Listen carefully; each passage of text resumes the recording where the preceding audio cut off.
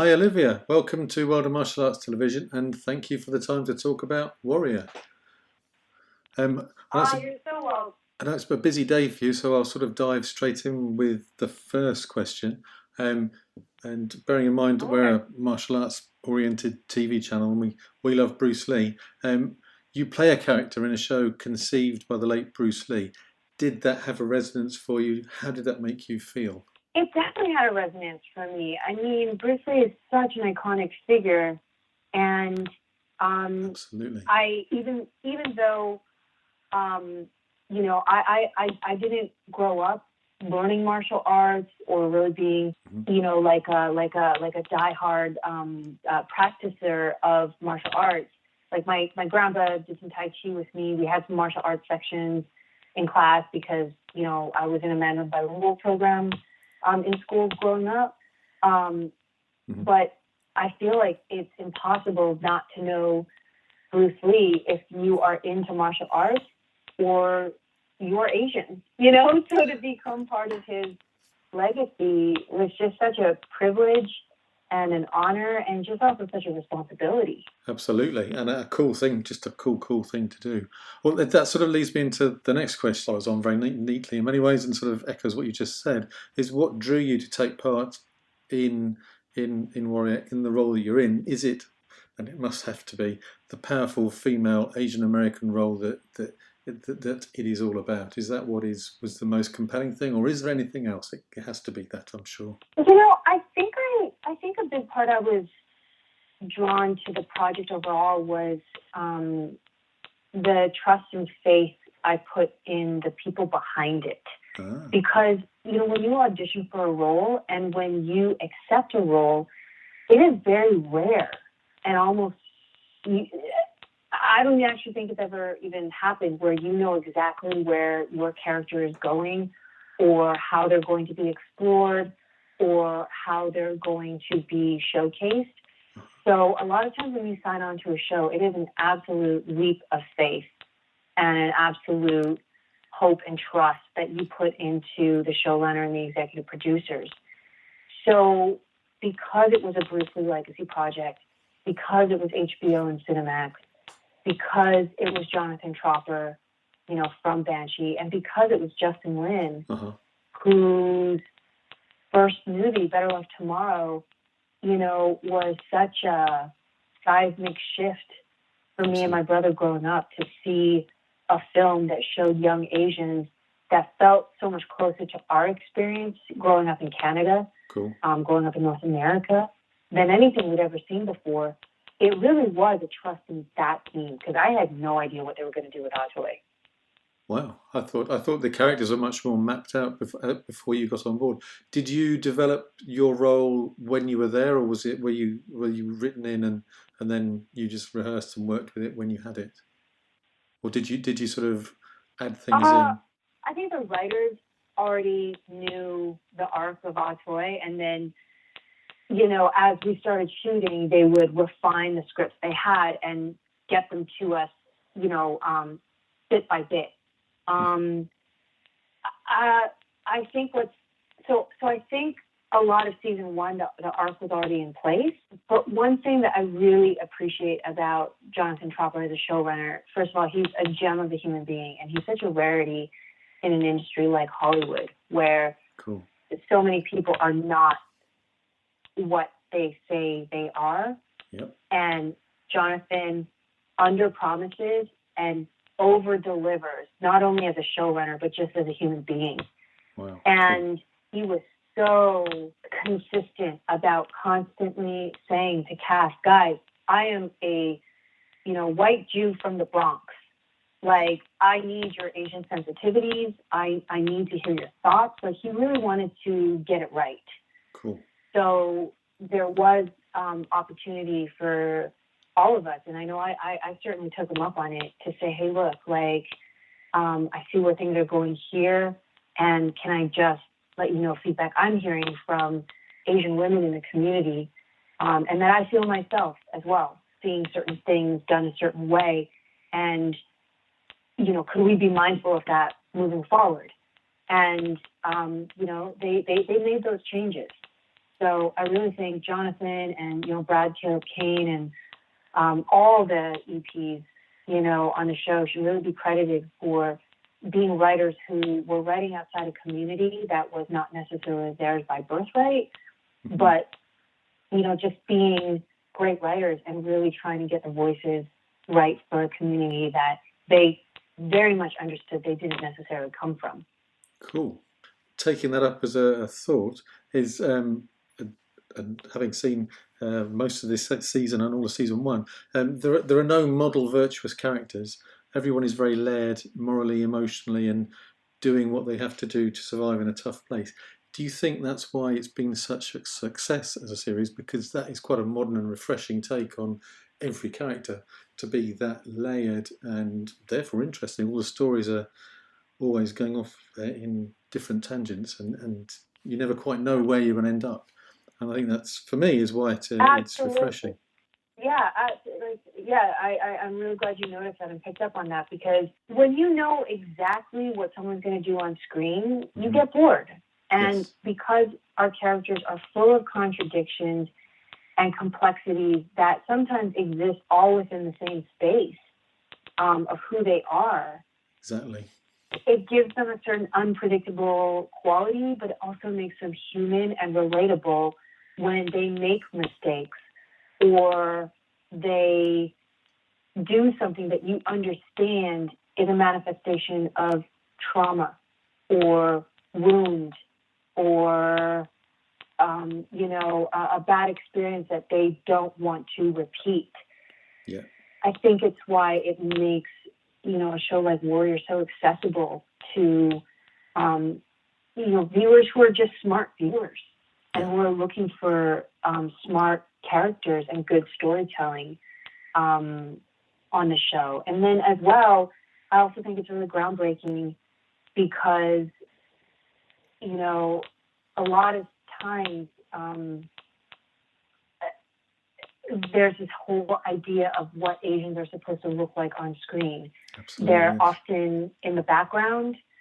They're often the dependable exposition giver who is there to assist the white leads of a show, solve a crime or figure out a medical mystery.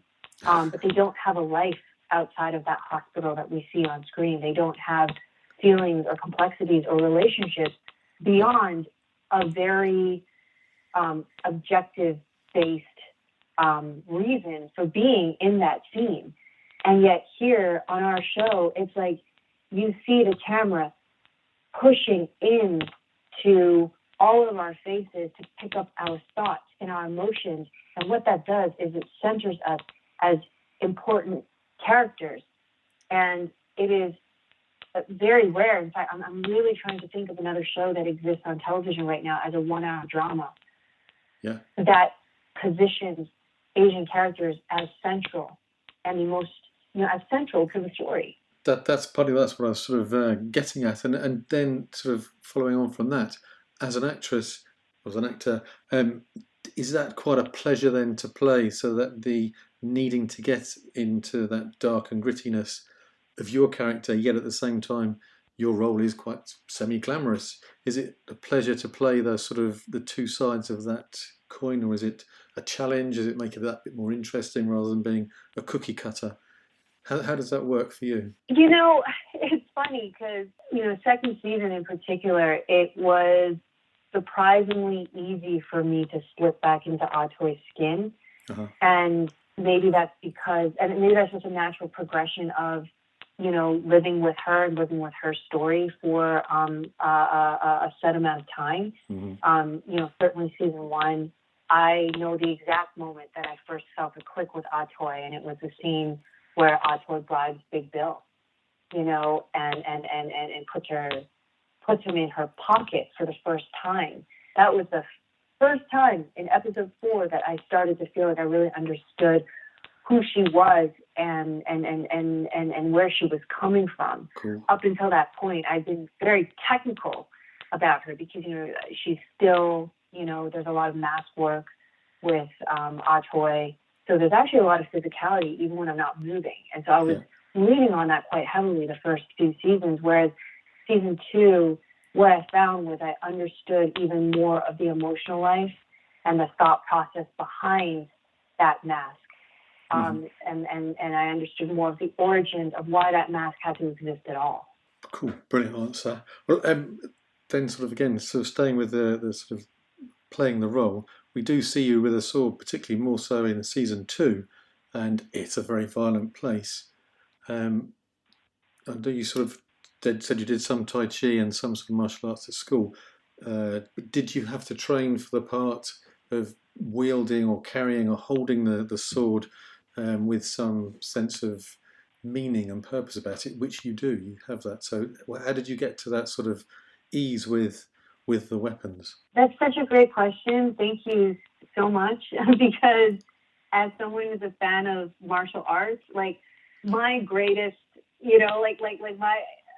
it's not my greatest fear, but because if someone said something, I wouldn't even have the ego to argue, because the truth is I never started martial arts in earnest until I got Marco Polo on Netflix in 2014.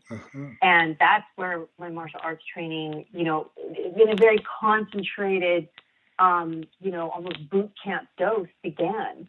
Cool. And, with every stunt role that I've had since then, because I think, my career has really carved out a space for me in, the action genre, and I do love being in that genre.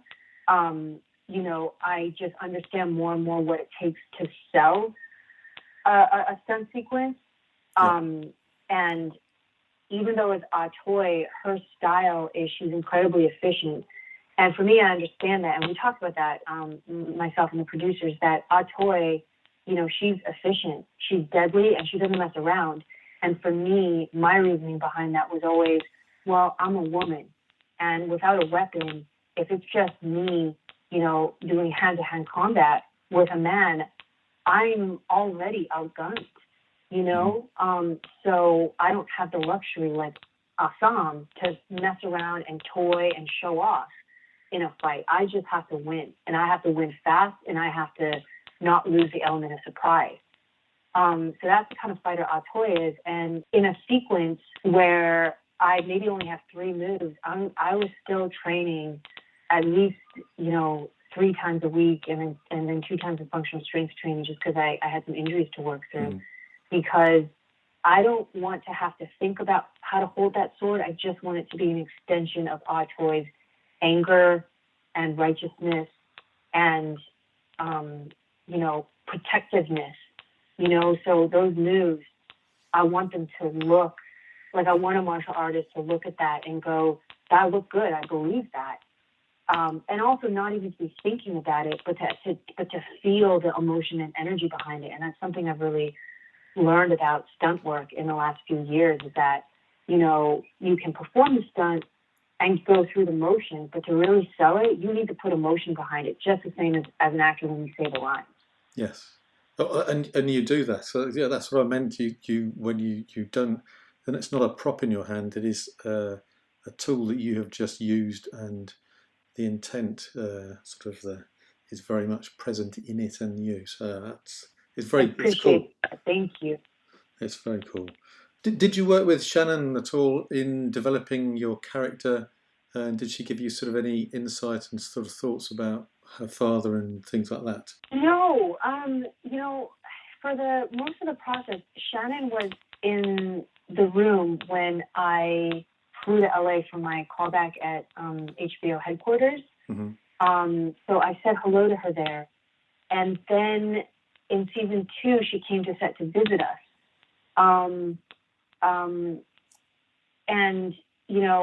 I've had conversations with her actually after season 2, where she told me about her hopes for, in particular, like the female characters, and, really answering the question of what female strength looks like and how it differs from, sometimes the male idea of what a strong woman should be.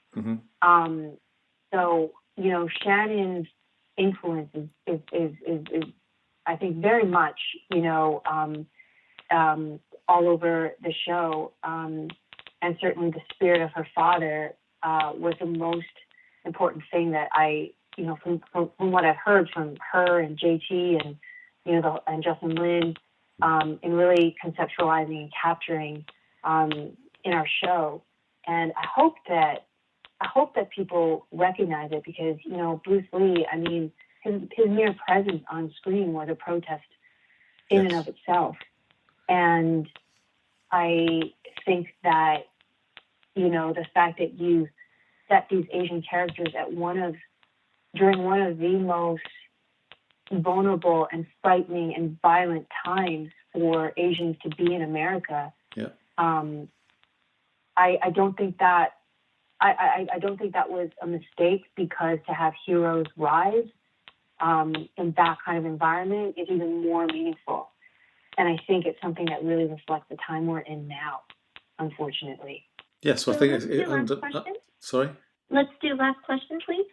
Oh. Which is, I was going to say, is the legacy of Bruce Lee is even more relevant now. Well, the final question then is, or final two questions perhaps. Your costumes look stunning, and they are very much a part of your character. Are you a part of their design? Because they in themselves are, I think they are very much a strong part of who you are as a character. Are you part of that, and how are they created? I can take no credit for those costumes. We had an amazing design team season 2 with incredible tailors, incredible textile artists. The only input I had was when they would, put the structure of the outfit on me, mm-hmm. and I would fall in love and just say, hey, could we add feathers, down this part of it? Oh, hey, could we just tighten this part? And hey, could we embellish it here? So they did so much of the heavy lifting and envisioning, and they worked so hard to, raise it to the level that I know Jonathan Tropper wanted, because he wanted something that just broke the rules. Ah Toy's costumes make no sense in a traditional period piece, which is why it's fortunate that we are not a traditional period piece. Mm. So he just wanted something that was so classic and timeless and was not of the era, to really set Ah Toy apart as someone who embodied the future, because she envisioned a future for her people. Cool. And so her wardrobe very purposefully reflected fashions that were not of her time, but of a time ahead of the era that we meet her in. Superb. And I can take no credit for any of it. Well, they look great, and I think they massively reflect your character. Well, final question is, what are your plans now? Hopefully, Series 3 once we get through COVID, and are there any other Marco Polo 2, or I don't know what else? Do you have other plans in the offing? Yeah, well, fortunately, once the season airs on Cinemax, we will be going to HBO Max, and viewers will be exposed to a lot more viewers, and a lot more viewers will have the opportunity to discover us.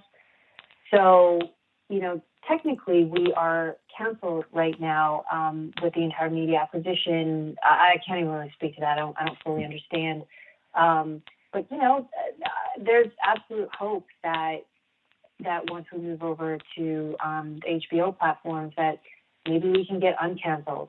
And I think that's really going to be on the fans and the audience to make that noise and make it known if that's what they want to happen too, because I can definitely say that it's something that we as the cast and creators of the show, we would love to wrap up the storylines and give this the ending it deserves. And then in terms for me personally, I this is where I always feel like a little pompous, but I do have some things coming up. Thank you for asking. I booked a new show right before the pandemic locked the world down, so I'm just waiting to go back when production reopens. I can't name the production yet because the casting announcement hasn't come out. Uh-huh. But I'm very excited for that show and for that role because it is such a pivot from Ah Toy that I'm just excited to flex a different part of my range. Cool.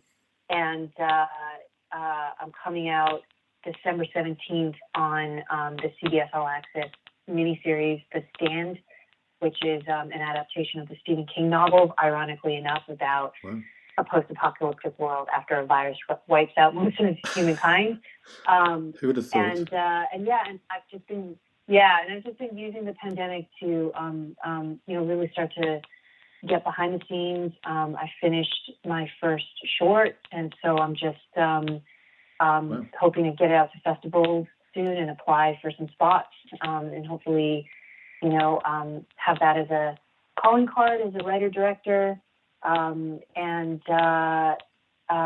got the life rights to an Asian American hero whose story I passionately believe should be told. So we're in the midst of writing that script, and then I have a television show that we've conceptualized, and we're getting ready to pitch as well. So starting to learn about what it means to be behind the camera, and fingers crossed, hoping that some good things come out of that, not just for me but for other people in my community to have a chance to come out and play. Of course. Well, our fingers are crossed, and we're hugely supportive of Warrior. Hope there's a season 3. Anything else we can do to support you, because I think you're brilliant. We'd love to be able to help. So thank you for the time, and look forward to seeing more of you. Thank you. Thank you so much for your time, Will. Really appreciate it. Well, thank you very much.